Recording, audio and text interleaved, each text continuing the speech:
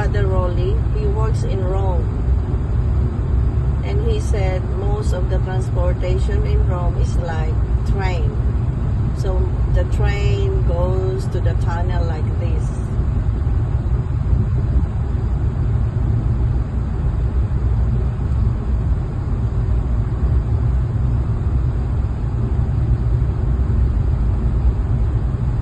That's very long.